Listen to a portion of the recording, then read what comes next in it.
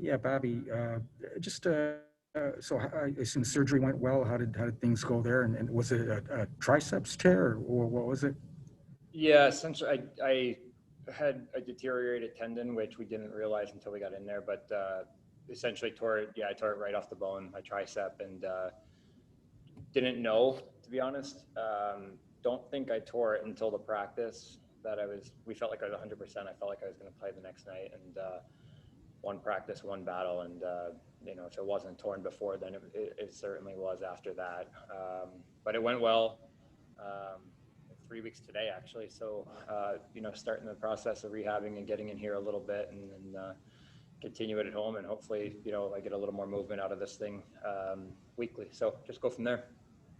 And how or will that affect your off-season training? Will it delay it at all, or how will that work? Yeah, I guess in a sense it will, because I'll have to baby it for another probably 10 weeks here. Maybe even a little longer. So, but I'm able to do all the leg stuff and left body stuff. So I can ride the bike. I can do everything that I really need to do. I just have to stay in this, and this really limits movement. So it keeps it pretty honest. So there'll be workarounds and ways to do it, but I feel like when I get back to Idaho here on Monday, I should be able to get a little more clearance as the week goes. This thing adjusts and gives me a little more movement as it goes as well. And as I can continue to bend it a little more here and there, can start to be, I think they said the 6-week mark is when I can start to push it a little bit and kind of finding out the true extent of how long it's going to be. Thanks, Bobby. My pleasure. Next question, Helene St. James, Detroit Free Press. Hi, Bobby. I've missed talking book club with you. So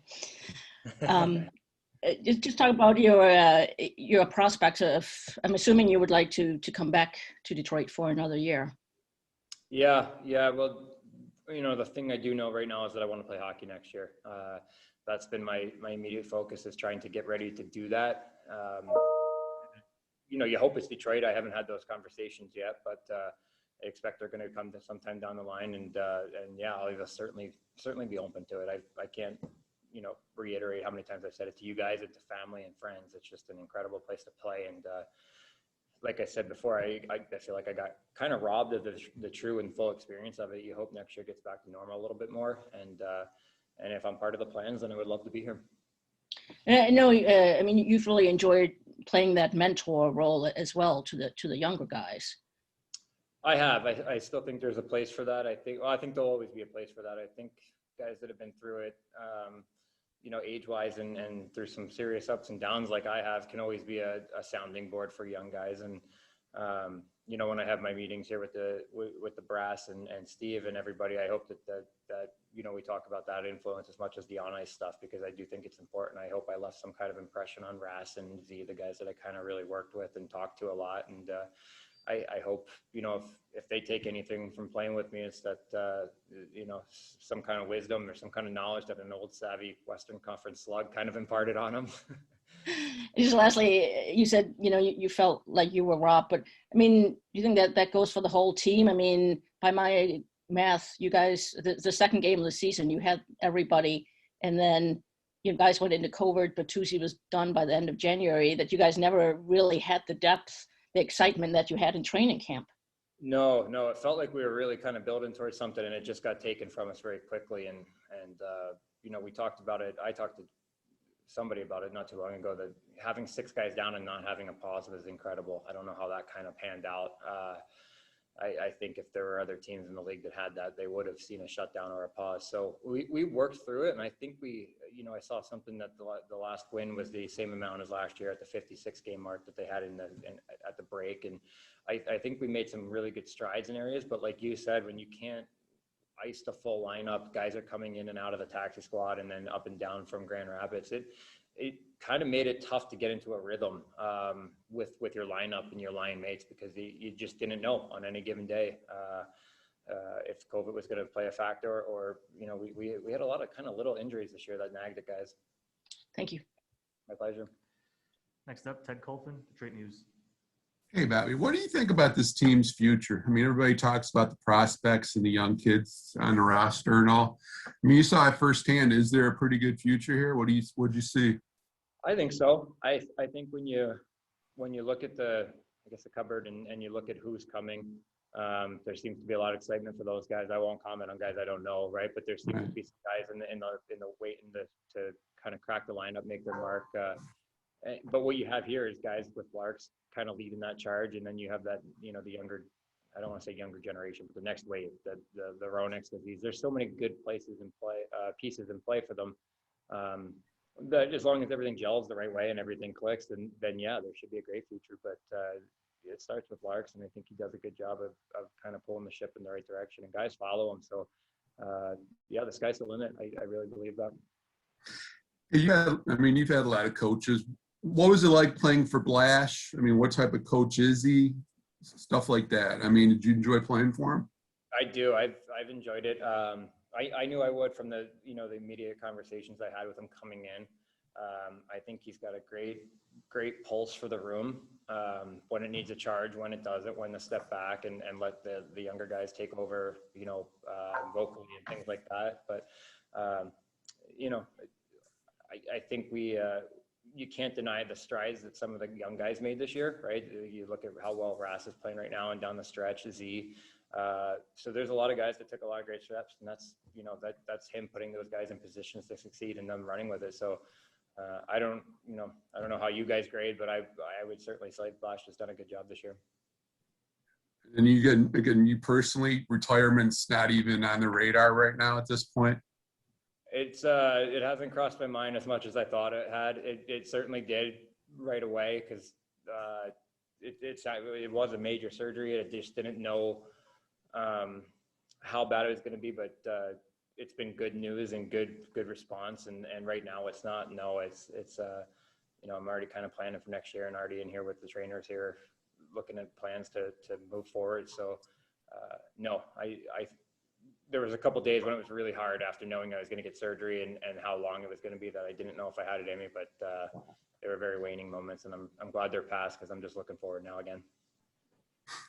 Why Idaho, my friend? I mean, do people live in Idaho or what? I mean, no, they don't, and that's why I do. Thanks for this, Bobby. Appreciate it. My pleasure.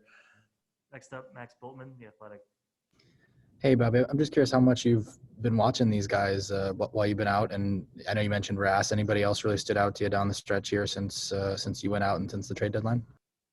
I watched a lot right away, and I've taken a step back. And I was talking to somebody about it the other day. I think when I'm more removed from hockey, I'll be better at kind of watching games and not being critical, but I get really critical. That's when I watch video of myself, I get overly critical. So when I'm watching the guys, I'm doing that too, and I don't want to be mad at a guy when I'm not playing. So I've taken a step back, but like I said, Rass is skating really well. When you look, you're just looking at the young guys right now. Joey Veleno's been awesome. He's got that really good knack for that two-way game, and the offense will come. So I'm going to watch the last two a little more and pay attention. But the last week, I've other than wanting to see Joe's first game, I kind of took a step back. What do you see as kind of the next step here? I mean, I know you talked about, what you saw this year and what's in place, but what's the next step for these guys in moving forward in the rebuild? Getting healthy, right? Like trying to find a way to get everybody healthy for the start of the season and hoping it extends itself a little bit. But you look at a guy like Lark, still young, but takes the C this year. Like, he's had a hard year, right? He's played through a lot. He's worked, but I would say that everything kind of starts with your captain. When you got a guy like that's going to do it right all summer long, he's going to come into camp ready to go again. You have to hope that everybody follows that.